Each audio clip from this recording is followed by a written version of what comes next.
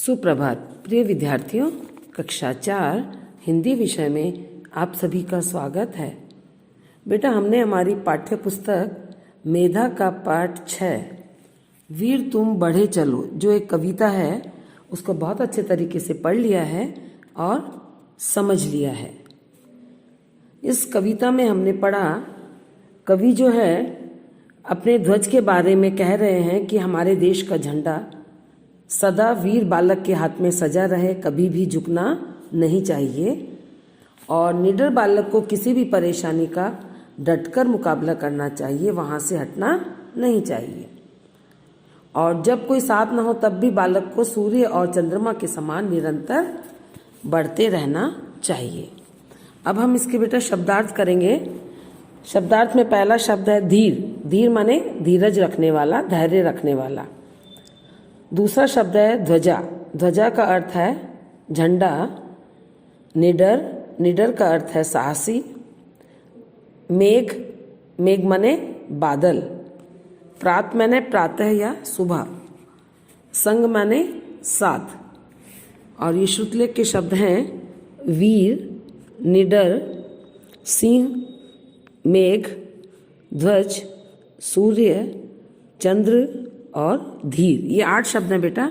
इनको बार बार उच्चारित करके आपको अपनी कॉपी में लिखना है। अब है प्रश्नोत्तर। मौखिक प्रश्न हैं, इन्हें भी आपको कॉपी में ही लिखना है। का प्रश्न है वीर बालक को क्या करना है।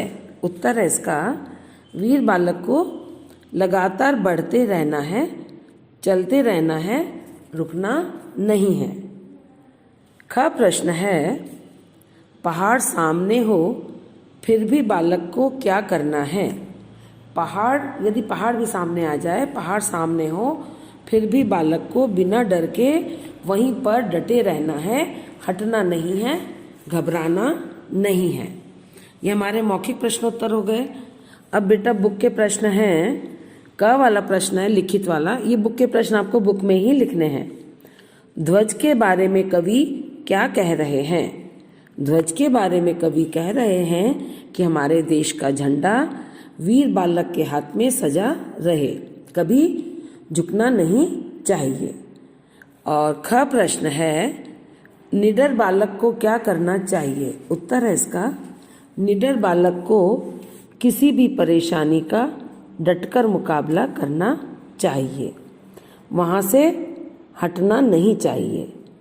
ग प्रश्न है जब कोई साथ न हो तब भी बालक को क्या करना है। उत्तर है इसका जब कोई साथ न हो तब भी बालक को सूर्य और चंद्रमा के समान निरंतर बढ़ते रहना चाहिए। अब तीसरा वाला जो प्रश्न है इसमें है इन पंक्तियों में कुछ शब्द उलट पलट गए हैं, उन्हें ठीक करके लिखिए। क वाला है मेघ बरसते रहे, मेघ गरजते रहे। तो पहली वाली लाइन में गरजते आएगा, दूसरी में बरसते। मेघ गरजते रहे, मेघ बरसते रहे। बिजलियां तड़क उठे, बिजलियां कड़क उठे। तो इसमें पहली वाली लाइन में कड़क आ जाएगा। बिजलियां कड़क उठे, बिजलियां तड़क उठे, है ना। ये आपको नीचे लिखना है कॉपी में, इसी बुक में, अपने पाठ में से, कविता में से देखकर, है ना। ख प्रश्न है, ख वाला इसका रात हो कि प्रात हो, साथ हो न संग हो। तो इसमें पहली वाली लाइन ऊपर आएगी। इसमें संग, रात हो कि प्रात हो में प्रात पहले आ जाएगा। प्रात हो कि रात हो, संग न संग हो न साथ हो। अब दूसरे वाले में चंद्र से बढ़े चलो, सूर्य से बढ़े चलो। तो पहली वाली लाइन में सूर्य आ जाएगा। सूर्य से बढ़े चलो, सूर्य चंद्र से बढ़े चलो। अब इसके बाद है बेटा जीने की राह। तो जीने की राह, रचना का संसार, इन सब में से आपको अपनी पसंद की चीज़ करनी होती है ना। लेकिन इसको आप समझ लें, सूरज प्रतिदिन समय पर आसमान में सवेरे सवेरे उगता है और शाम के समय डूब जाता है। यह हमें क्या प्रेरणा देता है। देखिए, आप आंख बंद करेंगे ना 2 मिनट के लिए, तो आपके मन में अनेक विचार आएंगे। हाँ, सूरज रोज सुबह आसमान में उगता है और शाम को डूब जाता है। यह हमें बताता है कि हमें अपना काम नियमित रूप से करते रहना चाहिए और रुकना नहीं चाहिए और हमें अपना जीवन अनुशासन के साथ बिताना चाहिए। और आपके मन में जो विचार आए आप लिख सकते हैं, है ना। दूसरा वाला है, हमारा राष्ट्रीय ध्वज तिरंगा है, उसे तिरंगा क्यों कहते हैं। तो हम इसमें ये चीज़ लिख सकते हैं, हमारा राष्ट्रीय ध्वज 3 रंग का है, इसलिए हम इसे तिरंगा कहते हैं। पहला रंग केसरिया बलिदान होने का, हमारे देश के प्रति समर्पित होने का संदेश देता है।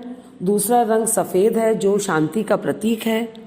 और तीसरा रंग हरा है, वो हरियाली और खुशहाली का प्रतीक है। तो बेटा समर्पण, शांति और खुशहाली, ये तीनों चीज़ें हमारे देश को ऊंचाइयों पर ले जाएंगी, सफलता पर ले जाएंगी। और ये आज की कक्षा बेटा हमारी यहीं समाप्त होती है। आपका गृह कार्य यही है, ये जो प्रश्नोत्तर है आपको कॉपी और बुक में लिखने हैं और याद करने हैं। धन्यवाद।